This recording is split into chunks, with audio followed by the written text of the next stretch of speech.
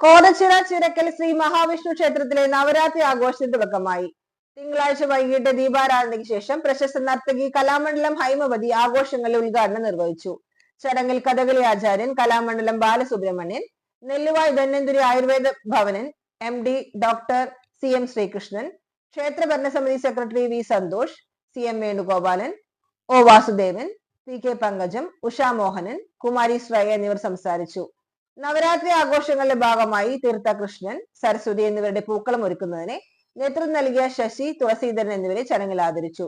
ബാലസുബ്രഹ്മണ്യനും കലാമണ്ഡലം ഹൈമവതിയും ചേർന്ന് അവതരിപ്പിച്ച രേണുക എന്ന സംഗീത നൃത്ത സമന്വയം ചൊല്ലിയാട്ടം അവതരിപ്പിച്ചു.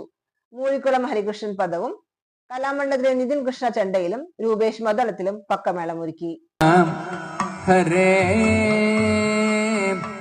പത്മാലയ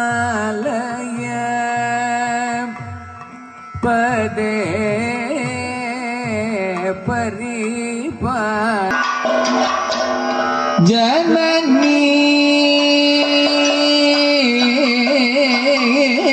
മമ ജനനീ